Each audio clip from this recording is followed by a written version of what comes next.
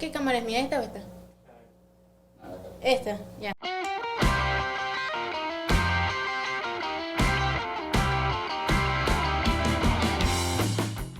Hola, un saludo cordial a toda la audiencia. Hoy día estamos con entrevista con Andino en su podcast.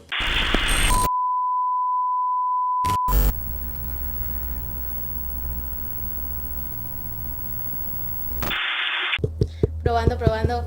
¿Qué tal, amigos? Soy Yulisa Jiménez y el día de hoy yo voy a ser parte de este podcast. Vamos a conocer el lado oscuro del doctor Andino. Espera, no, es el lado humano del doctor Andino. Perdón, el lado humano del doctor Andino. Un aplauso para el doctor Andino, que por cierto lo tenemos presente el día de hoy.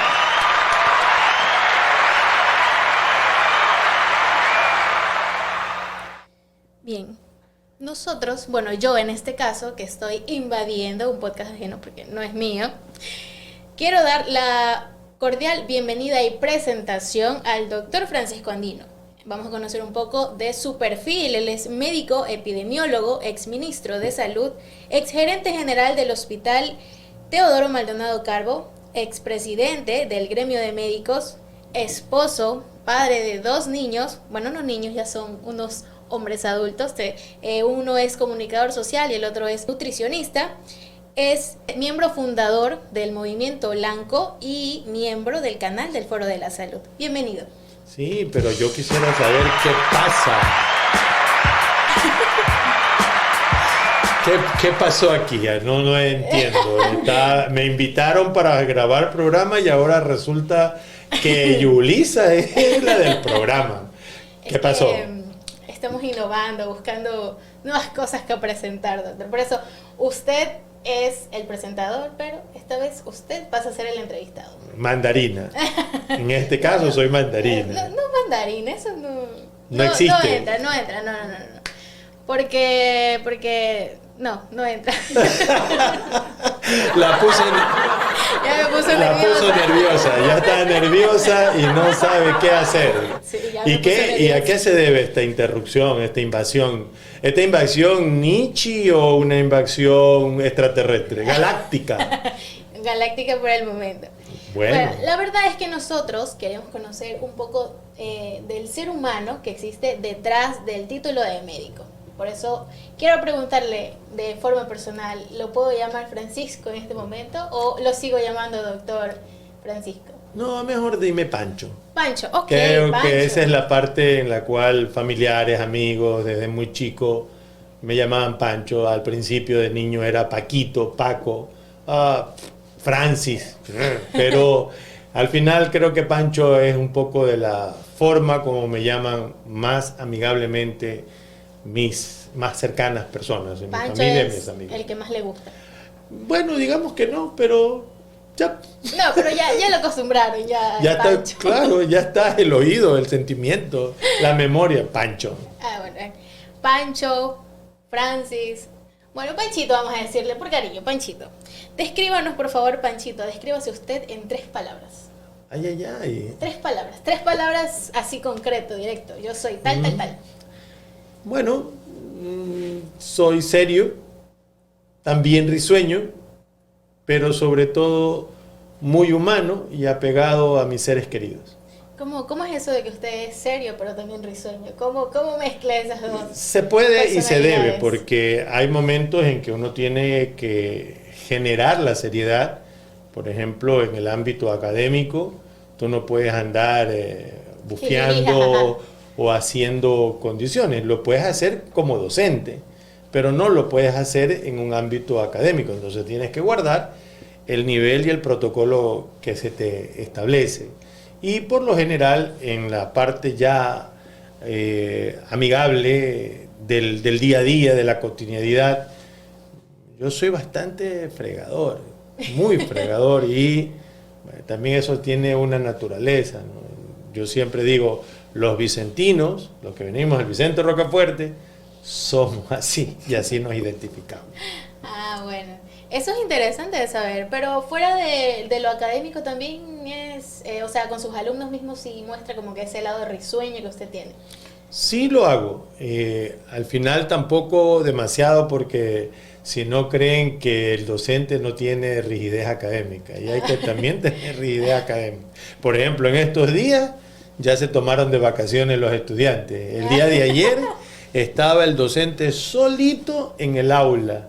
Y ellos ya estaban, 11 de ellos ya estaban en sus casas en diferentes partes de las provincias del país, es decir, en Los Ríos, en Manabí, y me informan en ese instante y dicen, ¿sabe qué, doctor? Yo no puedo ir a dar una lección porque estoy acá, en Vince, en Daule, en Portoviejo, en Machala. Entonces yo ahí ya me pongo serio y rígido, ¿no? Porque debe de haber una rigidez académica también, porque si no se hace un desastre. Es decir, siempre demócrata, pero hay momentos que hay que poner tintes de orden.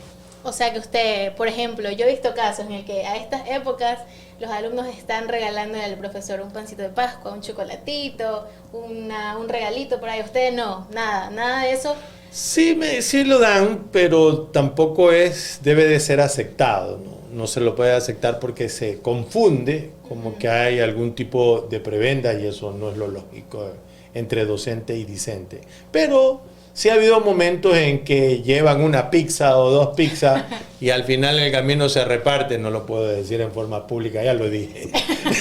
Pero no, sino que las autoridades no escuchen el programa.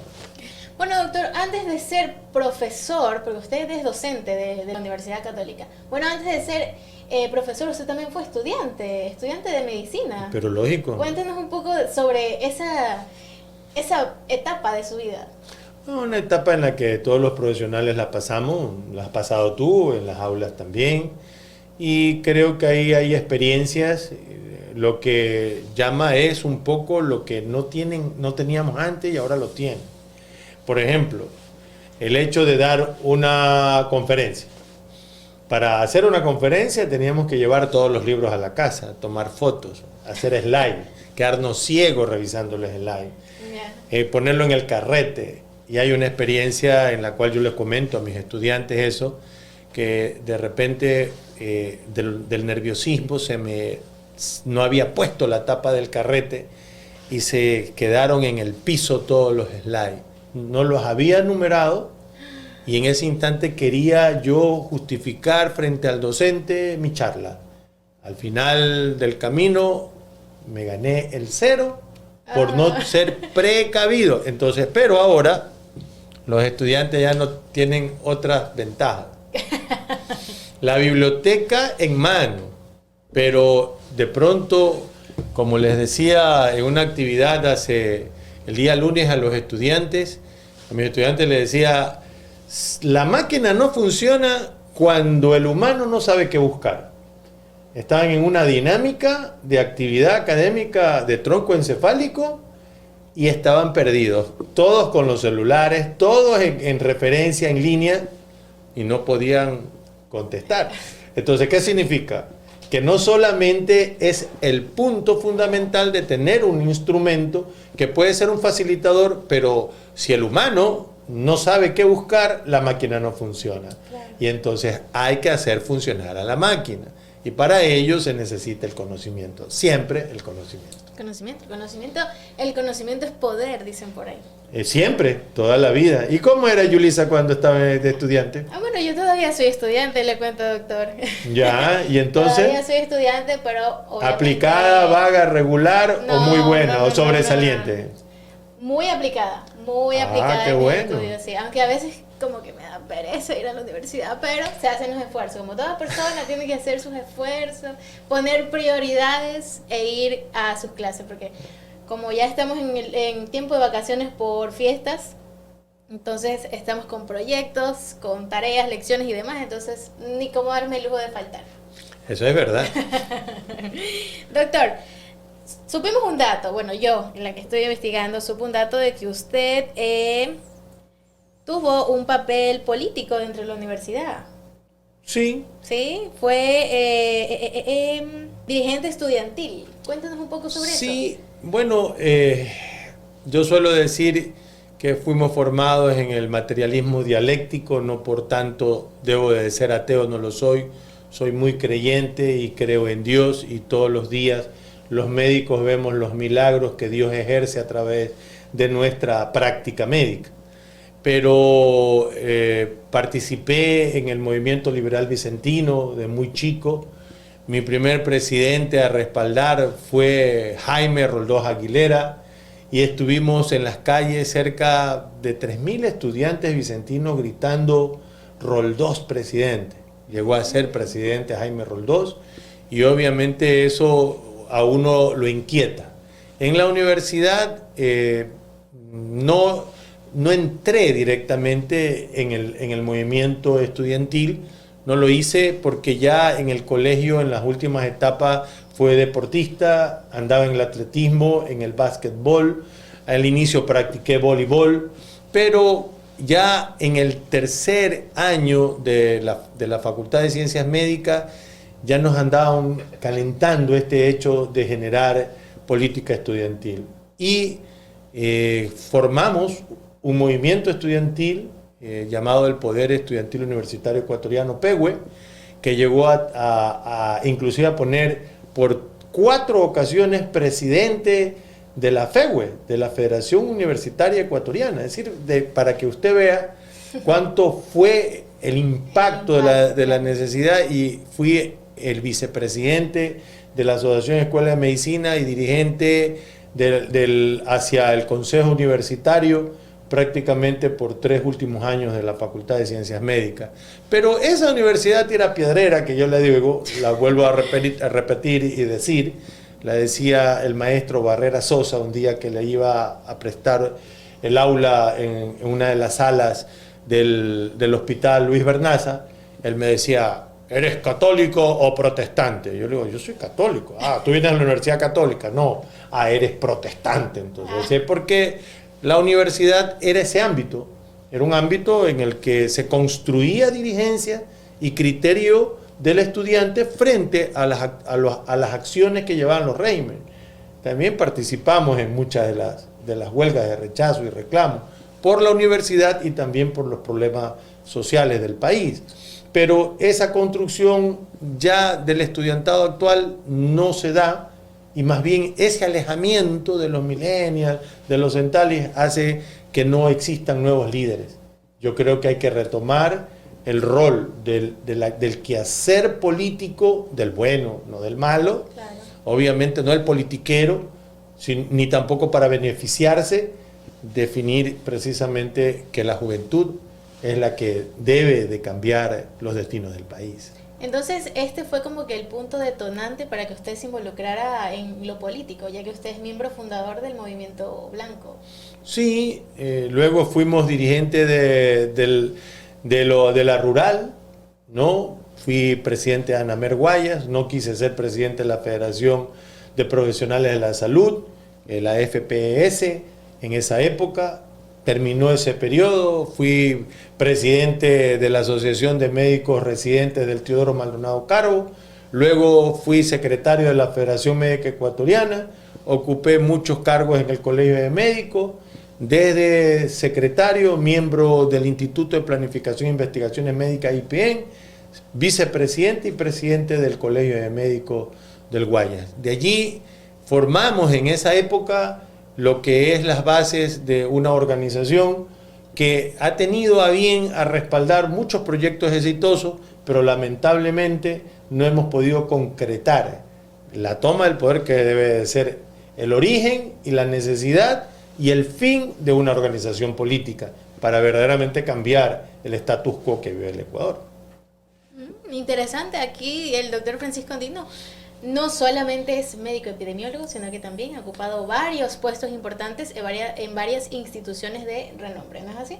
Sí, en organizaciones gremiales, también barriales y obviamente en otras acciones que tienen que ver con la parte social. Bueno, doctor, usted, Panchito, hace rato usted mencionó que era un hombre que creía en Dios. Bueno, lamentablemente hay muchas personas todavía que son ateas y no creen que dentro de la medicina hay doctores, científicos que sí creen de que hay una divinidad en el mundo. Mira, la medicina tiene un espacio muy humano que se va perdiendo en la formación de los nuevos profesionales de la salud, que hay que recuperar. Pero yo les suelo decir a amigos ateos que la ciencia no va primero, ¿sí? O depende de cómo lo quieras ver. Claro. Cuando la ciencia ya no puede, viene la fe. Y la ciencia no es todo. Claro, eso es lo que mucha gente debería entender.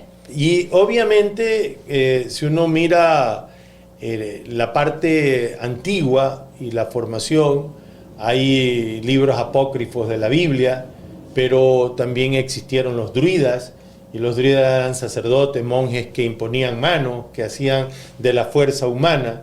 Pero tú no sabes lo que la sonrisa y un abrazo de un profesional de la salud logra en un paciente. Logra mucho más que la paracetamol y que cualquier diclofenaco que exista. Logra mucho más. Y verdaderamente es el espacio humano lo que debemos revalidar. Claro que sí, yo estoy muy de acuerdo. O sea, no solamente se trata de la ciencia, sino que atrás hay muchos médicos. Y se lo pudo ver durante la pandemia, que muchos médicos estuvieron rezando por sus pacientes, por ellos mismos. Entonces no solamente debería ser negar al ser divino que existe. Yo fui testigo de un milagro, entonces, dentro de la medicina, entonces yo sí soy muy creyente de estos casos. Doctor, Qué bueno. usted al ser un hombre de fe, ¿cuál es su tradición? ¿Usted cree en la Navidad? O sea, ¿cree en todo esto de la época navideña, del amor que existe en estos momentos? No debería decirlo así, pero lamentablemente Navidad se ha vuelto una época con mucho material que dar y poco amor. Bueno, claro, lo que pasa es que habrá el debate siempre del nacimiento de Jesús. Primero, fechas. Segundo, formas. Y tercero, nieve blanca y obviamente el árbol, Papá Noel. No, claro. Yo creo que todos hemos sido niños y a los niños nos fomentan siempre el espacio imaginario para crear precisamente ese entorno que es la Navidad. Pero la Navidad no es esa. La Navidad debe ser solidaridad, debe ser unidad, debe ser apego, debe tener otros principios y otros conceptos. Y definitivamente yo me formé en un hogar cristiano. Mi madre era una mujer increíble. En realidad, mi madre es el ejemplo claro de haber tenido 6 hijos. En el 6º embarazo fue inclusive premio contenta de la Facultad de Ciencias Sociales, de lo que es para profesora. Ella era una maestra y además era líder barrial. Cuando no existía un solo colegio en la Febres Cordero, a través de la FEDEBAS, de la Federación de Barrios Suburbanos de Guayaquil, se organizaron para construir el primer colegio y exigirle al régimen, porque los regímenes nunca han dado nada gratis. Todo ha sido por exigencia de la población, por las necesidades sentidas de la población, y es por eso que hay que renacer nuevamente la fibra social. Y se forma el colegio Otto Arosemena Gómez, que se encuentra en la 29 de Oriente, donde yo nací. Yo soy aniñado del suburbio, por si acaso. Digo aniñado del suburbio porque nací inclusive en policlínico privado. ¡Ah, caray! en la 29, por el Parque Victoria. Ahí nació Francisco Andino y obviamente nos formamos en esa solidaridad. ¿Y cuál era la solidaridad y la ansia de niño hacia la Navidad? Precisamente las posadas.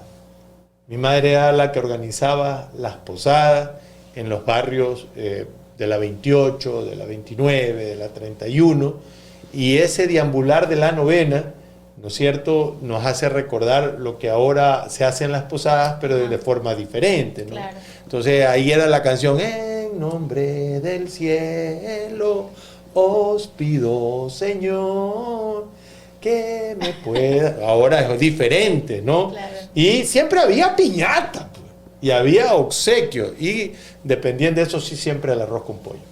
El arroz con pollo infaltable. El arroz con pollo era el efectivo. Esa era la época de la fiesta del arroz con pollo. Ahora el arroz con pollo es como que es cholo. Sí, oiga. ahorita en un sinnúmero de fiestas ya no dan arrocito con pollo, y ahorita Ya es no. como que... Arroz Ay, no, con qué pollo, cholo. qué cholo, bien cholo. Entonces, doctor, usted desde pequeño se ha criado dentro de este ambiente familiar, navideño y cristiano. Pero claro. en el camino obviamente se van formando estas ideas de que Papá Noel, que la cartita de Navidad. ¿Usted también le escribió una cartita de Navidad a Papá Noel? No, nos enseñaban más bien a que Jesús era la persona indicada, era el individuo indicado. Claro que te ponían la careta de Papá Noel en la casa y el árbol, que no tiene una significancia más bien de la Navidad comercial. Entonces, y eso es lo que tenemos que abandonar, la Navidad comercial. Y obviamente con el movimiento hemos entregado juguetes, cuestiones de pequeñas funditas, de caramelos, de la solidaridad que debe de tener. Pero esa solidaridad no debe ser solo en Navidad. Por eso que... Debe ser siempre. Sí. Y sensibilizar a toda la gente y sobre todo a nuestros mandatarios de que el mejor trabajo que deben de hacer es por los pobres.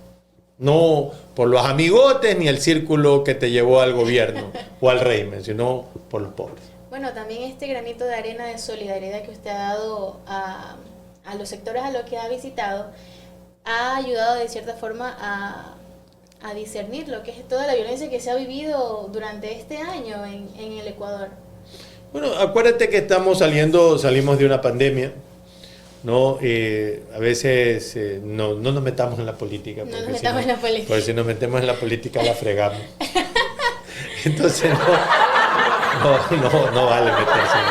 Bueno, Dejémoslo al Guille, dejémoslo como está. Por Navidad, Guille, que siga siendo Guille. Y eso sí, al que sabemos, mejor no regreses, que tú has hecho la grande. Una indirecta bien directa. Bueno, doctora, al principio usted nos mencionó que era una persona que le gustaba el deporte. Díganos en qué deportes nomás ha realizado y realiza actualmente. Comencé con el voleibol, ¿no? Pero era muy pequeño, medio acomplejadón, era muy tímido. Muy tímido, ¿no parece? Sí. No parece que usted sea tímido. Era recontra hiper tímido. ¿Y qué le ayudó a salir de esa timidez? Creo que el Vicente Rocafuerte. Tendremos que ponerle asunto a esa institución. Pero que es verdad, a ver, yo era bien alto y ahí no te calificaban y me tocó ir a la primera 16, es decir, que estábamos nosotros, yo por mi altura, me clasificaron a ir a primer año en el aula 16, porque eran 18 en mi época. Okay. Entonces cuando ingreso al aula, vi al fondo unos melenudos, bigotones, otros fumando cigarrillos. Y yo dije, ¿qué es eso? ¿A dónde vine a parar? Un chico muy apegado a la familia, al barrio. No era tonto, pero tampoco era demasiado avispado. Tan avispado, claro. Entonces, y esa necesidad ya de la cargazón. De ponerse las pilas. Claro, por ejemplo, tenía un compañero apellido Guayamabe. Él vivía en las riberas del Estero Salado. Y para salir de su casa tenía que remar. Ya entenderás que el chico pero tenía unos brazotes, ya. Mr. Atlas. ¿Ya? Y de repente hace una majadería conmigo, yo me reviero y le doy un puñete. Ya. Entonces inmediatamente Guayamabe dice, a la salida hay puñete con Andino, a la salida hay puñete con Andino. Eran las más interminables horas de mi vida. ¿Por qué? Porque era el primer recreo y ahí faltaban como 3 horas. Yo lo miraba de pies a cabeza a Guayamabe y no había un punto débil en Guayamabe. Todo... No sé que usted salió del colegio así. Ay, no, Dios, yo temblaba y decía, y él ya había promocionado a la salida. Toda la pelea ya. Entonces, ya en la última media hora, al verme acorralado por el tiempo, programé mi fuga. Ya. Entonces, tocó la campana y volé por el segundo piso a mi casa a encerrarme. Entonces, la frase célebre de ese entonces mía, dije, aquí vivió un cobarde y no murió un... ¡pip! Ah, ok.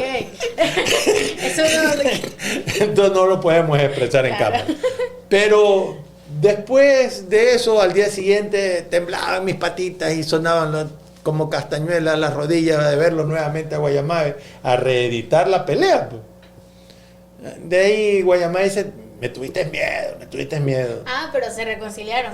No, fuimos amigos muchos años, porque ya después él eligió otra materia. Antes se dividía la secundaria en la parte de sociales, en químico farmacéutico y físico matemático. Entonces yo cogí químico y obviamente químico farmacéutico, y prácticamente porque ya había elegido la profesión de ser médico. Yo elegí mi profesión a los 9 años. Ya, interesante, o sea, desde muy joven le interesó la medicina. ya me ponía unas medias, talco, las medias, e iba a operar. Ya. Y mamá empujaba a que lo sea. O sea, su mamá toda la vida le siguió la corriente. Sí, pero me empujaba. Me decía mi doctorcito. Ah. Entonces, y al final, la muerte prematura de mi madre en el último año del colegio, más bien la acompañé en todos los procesos de salud a ella, me hace inclusive apegarme mucho más por el tema de la medicina. Mire usted, bueno, se me adelantó una de las preguntas, porque le iba a preguntar qué le había inspirado. Ya te había a la adivinado. medicina. Yo decía que eras galáctica, galáctico soy yo. Pero ya nos puedo dar un vistazo de cómo se inspiró a... O sea, desde muy pequeño le gustó la medicina, y miren que lo importante que es que los padres sigan la corriente a sus hijos y los inciten a seguir lo que les gusta, ¿no? Sí, y claro, el momento de decidir fue lo más grave, porque la orientadora vocacional, yo le digo, vea, ¿qué quiere ser? Doctor, pero hay muchos. Claro, Y ella me dijo, muchos hay, pero buenos pocos. Entonces dije, sí, me voy por allá. Pero como yo era deportista, y los deportistas teníamos éramos como esas momias cocteleras que hay aquí en el gobierno.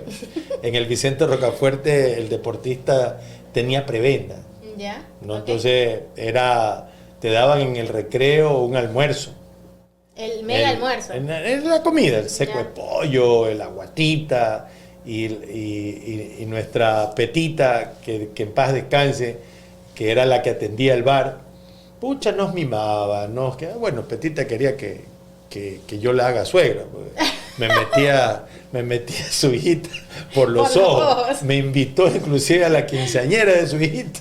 Pero bueno, Petita es una adoración de todos los vicentinos de esa época. Y a nosotros nos daban los mejores equipos, porque éramos niños pobres, pero cuando fui basquetbolista tenía mis Converse, mi equipo completo, mi chompa y mi calentador. Cuando fui atleta tenía mis zapatos pupo Adidas. Es decir, y cada vez que terminaba el entrenamiento, Bartolo, que también paz descanse, era un gran entrenador de atletismo, amado por todos los atletas. Bartolo invitaba, era el Inakey y el cuarto leche. Es decir, la preocupación de ese entonces era la formación integral. El Vicente Rocafuerte era una institución pública de formación integral. Te formaba en todos los sentidos, en lo académico, en lo social, en lo cultural y musical y en lo deportivo. En este caso era yo deportista. De la parte deportiva. Y siendo de esas momias cocteleras deportistas, obviamente las prebendas existían, y pensaba ya en la universidad como pensaban los vagos. Cómo pasar en el último minuto, cómo ganar el partido en el último minuto. Pero, o sea, ya, entiendo esa parte. Pero lo que me dijo hace rato es que su mamá, bueno, ya pasándonos a otro tema, su mamá era líder barrial. Y eso obviamente parece que es hereditario, porque usted también se adentró en la política. Sí. Ahora. Yo no creo que sea hereditario, ¿sabes? Sino que yo era el llavero de mi mamá. Entonces me llevaba a todos lados, pues, entonces, y me intoxicaban hasta con el humo, porque quien no fumaba en esa época era terrible. Mi madre también fumaba, que la dejó después, Claro. gracias a Dios. Pero ahí estaba reunido con los viejos, ahí hay unos centros que todavía existen, por ejemplo el Cisne, Ya. ¿no? En la 29 y Sedalana está ese centro donde se reunían, y cerca del batallón del suburbio está la casa comunal de la FEDEBAS, que ojalá exista todavía, donde obviamente la población se reunía para determinar sus necesidades sentidas y poder decirle a los regímenes qué es lo que hay. Es decir, yo vi pavimentar la 29 y mira que todavía dura, es buen pavimento, y lo hizo don Asaf Bucarán el Malín, ¿no? Al cual en el espacio político hay que respetarlo mucho. Ya, entonces, bueno, usted dice que su mamá lo cargaba de llavero. Sí, para todos lados. Ya, entonces yo pensé que era hereditario, porque si ese era el caso, entonces como a usted le gustaban mucho los deportes, ¿qué tal sus hijos son para los deportes? También les gusta lo que es, qué sé yo, fútbol, básquet, tenis, o se van más por actividades como el gimnasio, correr. Sí, el mayor era basquetbolista, ¿no? Y el menor, me arrepiento no haberlo hecho futbolista. ¿Por qué? Porque había estado millonario. hubiera tenido plata, ¿no? Él hubiera tenido también ya sus ingresos totalmente propios y bueno, definitivamente cada quien elige su camino, ¿no? Entonces yo tampoco he sido de los que... Bueno, el menor sí lo quise meter a ser médico, me lo llevo a mi hospital donde trabajo, lo pongo a un cirujano amigo, y en vez de orientarlo, me lo hizo detestar la medicina. Estuvo haciendo una operación de la parostomía exploratoria, lo ven que estaba limpio, lo manchan con sangre y se desmaya en pleno quirófano, ni más. ¿Sabe que a Ahí mí quedó. también me llevaban así? O sea, mi mamá, como también trabaja dentro de lo que es el área de la salud, me llevaba en ese tiempo ya trabajaba en la clínica San Francisco. Entonces me llevaba a las cirugías de parto, de cesárea. Y yo también decía, quiero estudiar medicina, pero luego de que entré a ese parto dije, no, gracias. Entonces yo creo que es... Jugar con los fluidos humanos no es lo tuyo. Después me dijeron que el mito, que sí, que no, que cuando estudias medicina, ya cuando estás por séptimo, octavo, te llevan a comer frente a una piscina con muertos. Y yo, ¿cómo te van a llevar a comer una piscina con muertos? No, eso es broma, pero en realidad que había muchas cosas de broma. Nuestros docentes eran perversos, es decir, nuestros profesores eran perversos, es decir, perversos en el sentido de la palabra. Entonces... Le metían miedo a claro, estudiar la carrera. A estudiar la carrera era una cosa en la cual era respeto, disciplina, acción, conocimiento, y el que no podía tenía que retirarse. Pero las bromas iban y venían, por ejemplo, cortar un genital masculino y ponerle en la cartera de una compañera, era una de las bromas predilectas. Entonces, otra cosa es a veces poner un hueso o estar durmiendo con el esqueleto entero. Bueno, entonces, muchos iban a desenterrar muertos para coger y poder estudiar. Es decir, cocinaban los restos para limpiarlos y barnizarlos. De todo ha existido en esa carrera de medicina, entonces desde los robamuertos hasta los bromistas. Ya gracias a Dios ya no existe eso porque ya la tecnología es otra, ¿no? Y gracias a Dios, porque imagínense, yo como estudiante hace rato hubiera renunciado a esa broma. Oiga, y usted, no sé si ha escuchado sobre los casos de fantasmas que existen en los hospitales. En mi hospital existía. ¿Existía? A ver, cuéntenos un poco. Que existía en la morgue. ¿Usted trabaja? No tanto en la morgue, pero por ejemplo, yo creo que hay almas o ánimas que no descansan, ¿no? Y la gente que está muy grave, alguna gente veía a Dios y eso es una de las cosas que uno lo hace creer en el dogma. Entonces hay gente que ve luz, hay gente que ve apacibilidad y fallece con tranquilidad. hay gente que fallece en la desesperación. Y en ese fallecimiento de la desesperación van diciendo, inclusive, me lleva ese señor, no me deje llevar, no me deje llevar, ¿no? Y claro, en el área donde yo trabajaba, en el último cuarto siempre se veían sombras, fantasmas, los pacientes comentaban. ¿Usted tuvo alguna experiencia cercana? Posiblemente cuando hice mi formación de neurología en el Teodoro Maldonado Carbo había un área llamada B20. ¿Ya?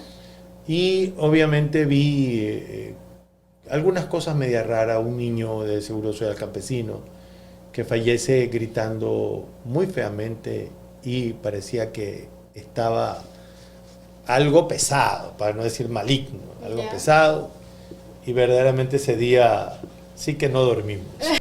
O sea, la situación por la que vivió, que usted cuenta que no pudo dormir, o sea, me pongo en su lugar y digo, Diosito, protégeme, porque tiene que ser terrorífico ver a un ente como esto, o sea, ¿lo vio? No lo vi yo, Claro, o sea, lo veía él, el niño. ¿Ya? Entonces nosotros no lo veíamos, pero el ambiente era pesado. Entonces, sea, lo pudieron sentir. Claro, pero no ahora hay cosas raras, ¿no? Paciente con muerte cerebral un momento antes de morir se te siente, es como para correr. Claro, no sé si usted habrá visto la noticia que salió de un fantasma que estuvo visitando un hospital, que el guardia de seguridad lo vio, le abrió la puerta y toda esa situación. Sí, yo creo que hay ánimas o almas que no descansan. Bueno, cuéntanos un poco de su tradición navideña favorita. Retomando el tema Navidad, ¿cuál es su tradición navideña favorita? Chocolate, película. Bueno, la cena navideña es algo que se hace infaltablemente. El preparativo, bueno, nosotros desde que yo estoy casado, siempre pasábamos una fecha en la casa de mi esposa, de la familia de mi esposa, y otra fecha en la casa de mi papá. Mi papá fallece ahora en pandemia. Y bueno, siempre al día siguiente de las fechas importantes vamos a la casa, a la casa de mi hermana, que era que cuidaba a mi padre. Pero esas tradiciones muchas veces es de ponerse en contacto con la familia, ¿no? Pero lo que uno no debe de olvidar es frecuentar. Claro, visitar es la familia siempre tener ese apego a la gente, a los que quieres. Porque cuando ya te vas no cotidianizando con esas personas, obviamente vas como separándolas de tu propia vida. Entonces yo sí creo que hay momentos en que uno debe de comenzar a hacer más reuniones, más condiciones de acercamiento, y ese debe ser el mensaje, ¿no? Navidad es para compartir, Navidad es para atraer siempre lo bueno y desechar lo malo. Y creo que ese es uno de los mensajes que podemos dar. Si somos religiosos, cristianos, cualquiera de las religiones que sean, que se conmemore de acuerdo a cada una de tus creencias. Pero sobre todo es estar cerca de los que amas, de los que quieres. Entonces, Navidad es para acariciar, es para, no solamente con la mano o abrazar, no, acariciar con las palabras, mirando siempre fijamente a los ojos de la gente. Entonces, los ojos son las ventanas de las personas. Algo que no puede cambiarte jamás es la mirada. Entonces, con ello, acercarnos a Dios y mirar precisamente esa transición, ¿no? Yo pongo el ejemplo, ¿no? Tú miras los ojos de un niño y miras los ojos de un anciano. Los ojos del niño marcan la inocencia, ¿no? Y la del anciano marca la paciencia. Y los años también. Y la cercanía a Dios. Es decir, venimos de Dios y vamos a Dios. Entonces, y eso, tú míralo en la mirada. Amén de que el viejo sea sádico, ¿no? Sea mala gente. Pero ya cuando ya te da esa madurez y ese formato, ya no hay otra cosa más que sentirte apegado. Panchito, pero usted se me fue a otra parte, porque yo le pregunté cuál es su tradición favorita y me terminó dando un mensaje compartir. de lo que significa Compartir, la Navidad. y eso es compartir. Bueno, ¿y qué papel ocupa usted dentro de la cena navideña? O sea, ¿de qué se encarga usted? ¿Del pavo, de la ensalada, del chocolate? De proveer. No, pues, o sea, De proveer y de comer. y de comer. No, si hay que hacer algo, hay que hacer, pero siempre hay las personas que lo hacen perfectamente. En el caso del lado de mi familia, mi hermana es arquitecta, ella es Lina María Andino Rodríguez, y del lado de acá es la esposa de mi cuñado, entonces María del Carmen. Entonces, y obviamente ellos son los que son los expertos Ya. en ese esquema, ¿no? El resto se lo pone. Bueno, Navidad siempre en la casa de la familia de mi esposa es actividades lúdicas, ¿no? Juegos, la entrega de regalos, el intercambio. Ya ustedes ya escogieron. Claro, ya hicieron. los amigos secretos, cómo descubrir a tu amigo secreto, sí, esos juegos. Entonces hemos estado mirando muchos juegos para hacerlo más divertido. Entonces, claro, en la época de mamá era la misa de gallo. La misa. La misa. O sea, infaltable. uno terminaba la misa de gallo así con los ojos. Sí, estaba, pero acabé, ya casi estoy dañando. Ya Kuntur me va a hacer pagar de pronto el auricular. el auricular. Y obviamente ese espacio es importante también, ¿no? El de bendecir a Dios. O sea, ya conocemos el papel de Panchito. Él no hace el pavo, ni hace el arroz, ni la ensalada, sino que se siente a comer y a disfrutar. ¿Sí, no? Sí, así es. Bueno, ¿y sus actividades de fin de año? ¿Qué piensa? Esto de la ropa interior amarilla, de comer las 12 uvas. Bueno, dar eso los siempre deseos. se da, ¿no? Pero usted sí lo hace. Sí, claro, y meterse acá en el bolsillo. Bueno, hay un sinnúmero de tradiciones porque nos estuvo diciendo la jefa allá atrás en producción que corren, en otros países corren con una maleta. No, aquí también lo hacemos. Aquí también lo hacen, yo no he visto. Sí, yo cruzo a veces con maleta o, como para no ser más evidente, no se cruza con maleta y te cruzas tú con el carnet internacional, es decir, con la... Y eso te es lo metes ahí. para que Para viajar. el próximo año haya muchos Claro, viajes. muchos viajes. Mientras más cruzas la calle, más viajes hay. Ay, Dios, voy a aplicar yo eso este año, este fin de año. ¿Y ya compró su año viejo? Cuéntenos. No, eso se lo compra la próxima semana. ¿Cómo que no? Sí, no, ya no. El año viejo antes se lo hacía con ropa vieja, con acerrín, etc. Ajá. Hoy ya no se lo hace así. Pero todavía no lo he comprado. Claro que no. ¿Y qué está esperando? O sea, ya mismo se acaba el año y usted todavía no compra nada. No, es que él es para la próxima semana. Ah, ya, Bueno, ok. Pero yo tiene quisiera, un yo personaje- quisiera, Yulisa, un poco dar un mensaje navideño, ¿no? Claro, por favor, adelante. Por cuestión Tiempo. de tiempo, ¿no es cierto? Y obviamente saludar a toda la audiencia, y obviamente desearles que esta Navidad sea de prosperidad y de fe, pero sobre todo que sea el motivo de renovar nuestros propósitos de bienestar. Y este propósito de bienestar fundamentalmente con nuestra familia, de los amigos y también de lo que decimos los médicos, nuestro deber objetivo de cuidado, que es el cómo debemos cuidar a nuestros semejantes, y que Dios Todopoderoso nos dé la dicha de seguir viviendo. Pero además de vivir, la sabiduría para seguir sirviendo. Y lo más importante, la humildad para no perdernos en el camino correcto de la vida. Amén, doctor, amén. Y con eso, desearles a todos ustedes la mejor de las Navidades, de saber que esta interrupción galáctica de Yulisa ha sido súper interesante. Y Aquí obviamente, hablamos de todo un poco. sí, hemos hablado de todo un poco y ojalá no hayamos aburrido a la gente al otro lado, pero cada quien tiene su parte de historia, como decía Cali Gibran, ¿no? Los más humildes, los más ignorantes, todos tienen algo que contar. Bendiciones a todos que esta Navidad sea de prosperidad y dicha y que de alguna manera podamos vivir en compañía de las personas que más queremos. Bueno, aquí es donde... por favor, producción. Es que producción se queda dormida. Un aplauso, pues. Señor productor, ¿Una risa o un aplauso? Un fuerte aplauso para las palabras que ha dicho el doctor. Bueno, aquí... Perdón, hasta sin voz me he quedado. Aquí damos por finalizado nuestra invasión dentro del podcast de las entrevistas con el doctor Andino.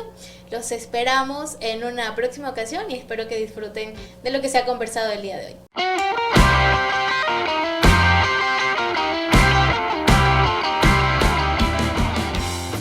No olvides suscribirte a nuestro canal de YouTube y seguirnos a través de nuestras redes sociales para no perderte nada sobre la información y el contenido que tenemos para ti.